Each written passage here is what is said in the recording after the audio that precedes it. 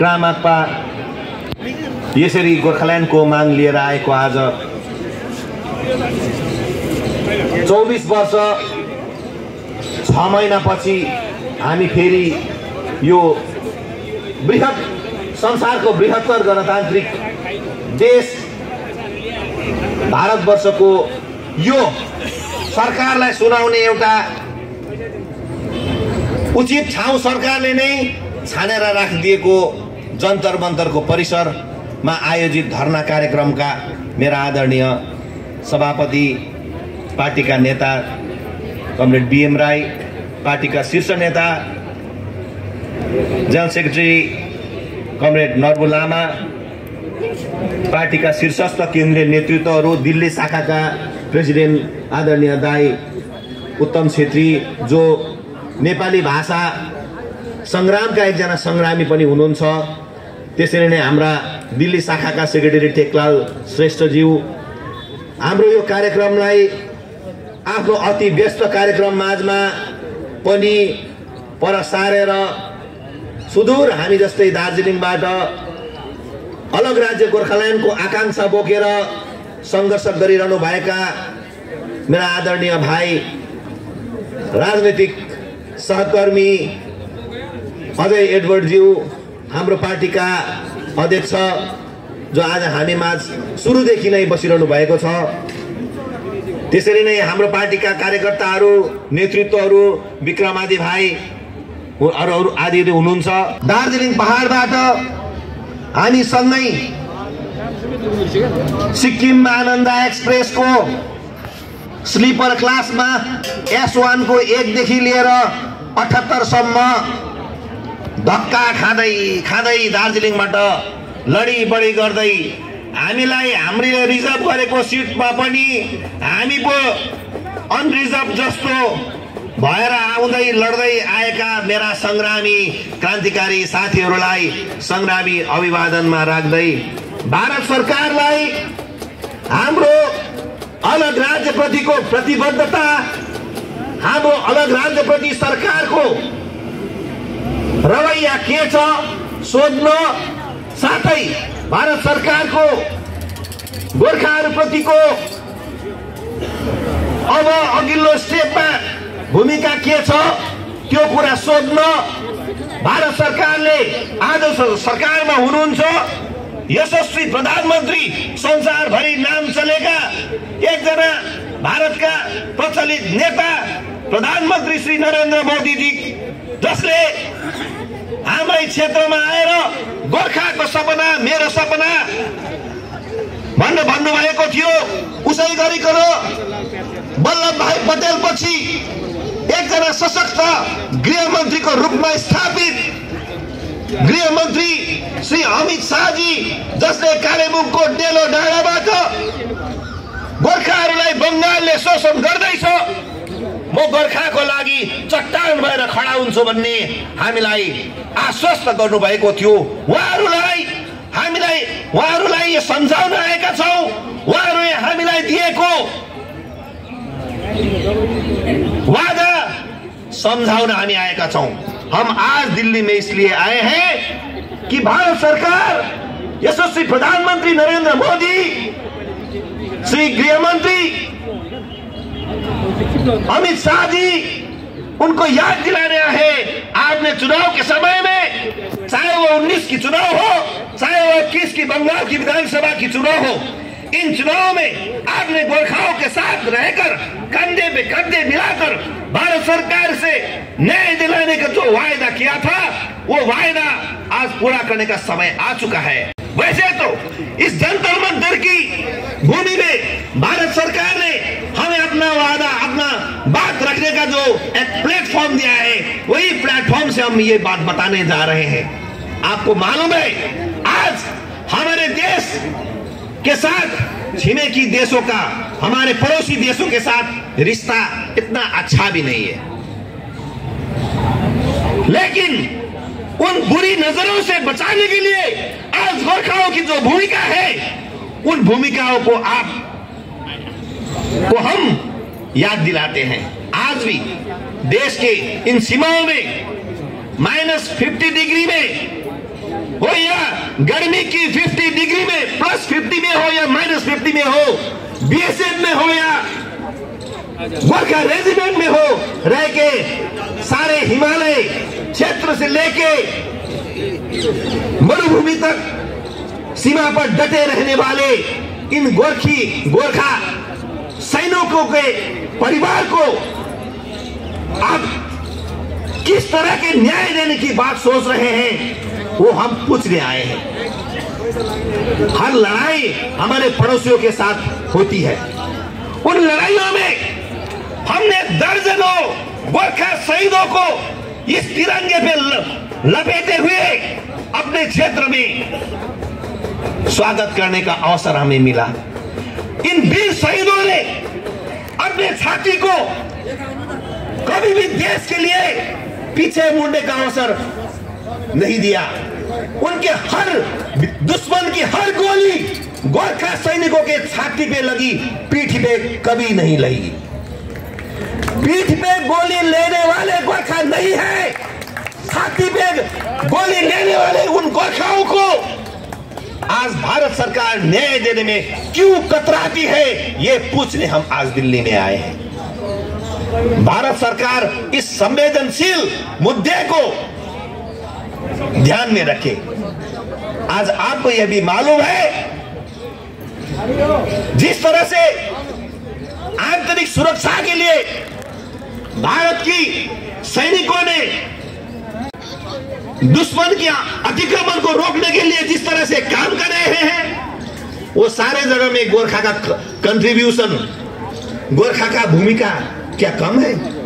अभी अभी मेरे एक बहन आपको प्रश्न रख रही थी, हमें और कितनी बलिदान देनी होगी, हमें और कितने बलिदान देने होंगे देश के लिए, और इस तिरंगे पे लपेटे हुए 100 कितने आप दार्जिलिंग और देहरादून भेजेंगे, कितने भेजेंगे?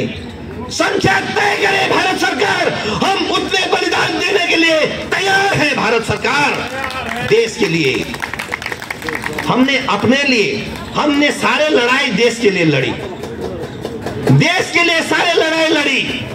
हमने अपने लिए, अपने स्वार्थ के लिए, अपने जाति के लिए कभी कुछ नहीं मांगा। एक ही चीज मांग रहे हैं, हमारी माथे पर लगी विदेशी की कलंक आप हटाने का एक अच्छा काम तो कर ले सरकार, एक अच्छा काम करे, हमारे माथे से लगी विदेशी का कलंक हटाए। हम बार बार कह रहे हैं। पंजाब में भी, पाकिस्तान में भी पंजाब है, सिंधी लोग पाकिस्तान में भी रहते हैं, तमिल लोग तो श्रीलंका में भी रहते हैं, बंगाली तो बांग्लादेश में भी है। उनको तो आप कभी विदेशी नहीं कहते, उनको तो आप विदेशी नहीं कहते हैं, लेकिन हमारी पड़ोसी एक देश नेपाल होने के वास्ते हमें क्यों विदेशी कहते हैं? हम तो कटीले तार से उठा के तो हम भारत में नहीं आए। वी आर नॉट इन्फिल्ट्रेटर, हम तो अवैध रूप में भारत में घुसे हुए घुसपैठी तो नहीं है, ना तो हम शरणार्थी हैं। अरे हम तो 1815 की भारत ब्रिटिश इंडिया और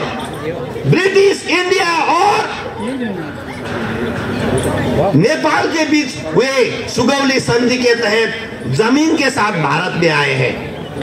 अरे जमीन के साथ भारत में आने के बाद वहां की सारी भूमि भारत की बन गई, वहां की पेड़ पौधे, कीड़े मकोड़े, खोला नाले वाले लोग भी भारत के हैं भाइयों, रहने वाले भी भारत के हैं। वो आप क्यों पूछते हैं कि आप विदेशी हैं? यही मैंने जो कहा पंजाब में रहने वाले पंजाबियों के लिए पंजाब है, बंगालियों के लिए बंगाल है। अरे सभी के लिए भाषा के आधार पर आपने देश दिया, राज्य दिया। गोरखाओं को एक अलग राज्य देंगे तो क्या आपकी बड़ी नुकसानी क्या होगी, बल्कि देश को एक और मजबूत हाथ मिलेगा आपको, और मजबूत हाथ। इस देश को मजबूत बनाने के लिए गोरखा की ये कंधे, गोरखा की ये हाथ सदैव भारत के साथ है और बढ़िया तरह से रहेगी। तो आपने ही वादा किया है, हम ये बात समझाने आए हैं। हमने तो नहीं किया, हमने तो मांग रखी थी आपको, हमने मांग रखी थी, आपने वो मांग पूरा करने का वादा किया, संकल्प किया। संकल्प हम तो मानते हैं, संकल्प का मतलब होता है कसम।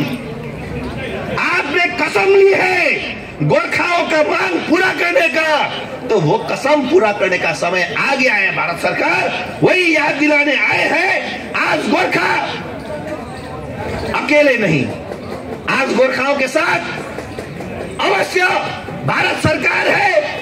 तो उनकी कार्यकाल में अब ये अंतिम पड़ाव पर ये सरकार की कार्यकाल चल रही है, तो ये उनकी कार्यकाल में उनका संकल्प पूरा करे, यही मांग लेके हम दार्जिलिंग पहाड़ से आए हैं। इसमें दिल्ली के हमारे कई लोग शामिल हुए हैं, विभिन्न राजनीतिक दलों के लोग मिले हैं। अगले साल चुनाव होने जा रहे हैं, उन चुनाव में क्या होगा वो दूसरी बात है। चूंकि हम तो चुनाव की राजनीति नहीं करते, हम तो मुद्दे की राजनीति करते हैं। इन मुद्दे को लेके आपने जो वादा किया, वो वादा पूरा करने का हम फिर अनुरोध करते हैं। इस दिल्ली की धरती पे आपकी सरकार है, भारत की सरकार आज है, वही उन्हीं को अलग राज्य देने का अधिकार भी है। बंगाल कहती है अलग राज्य उन्हें नहीं देंगे। हम तो यह भी कहते हैं 1956 की एब्जॉर्ब एरिया एक्ट के तहत दार्जिलिंग क्षेत्र को भारत में बंगाल में एब्जॉर्ब किया है, उसको डीएब्जॉर्ब किया जाए, उसको अलग किया जाए और हमें अपनी भूमि में रहने का, अपने भाषा को बचाने का, अपने संस्कृतियों को बचाने का अवसर दे भारत सरकार। भारत सरकार हमारे दोहरा सुराल को बचाए, आप हमारे खान पान को बचाए। हम तो चिंगड़ी माछ नहीं खाते, हमारे लोग चिंगड़ी माछ नहीं खाते। पहाड़ में ठंडी होती है, हमारे वहां पे कुएं नहीं खोदे जाते, हम तो झरने की पानी पीते हैं, शुद्ध पानी। हमारे भौगोलिक अवस्थान अलग है, हमारे खान पान अलग है। हम तो ढेड़ो खाते हैं, हम तो गुंदरुक खाते हैं, आपको उसी को बदबू आती है उसकी। तो आपको हम तो चिंगड़ी माछ नहीं खाते, माछ नहीं खाते। माछ का टेस्ट हमें मालूम नहीं है, बहुत चुभती है वो।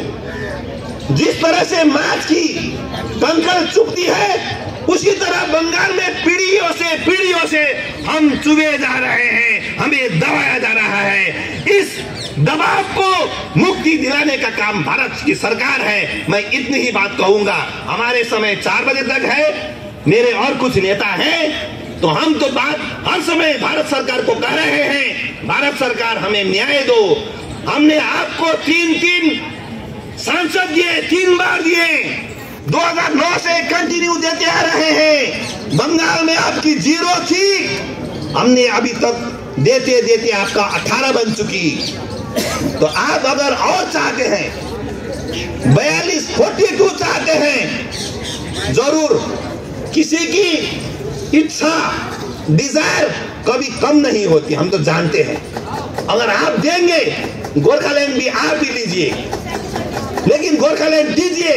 हम यही अपील करते हुए भारत सरकार की इस कार्यकाल में 24 तक गोरखाओं को न्याय दे, हमें न्याय दिलाए, बंगाल से मुक्ति दे। ममता बनर्जी की सरकार हो या वामपंथियों की सरकार हो, हमारे बहुत से लोगों का हत्या किया गया, उसकी न्याय दिलाएं।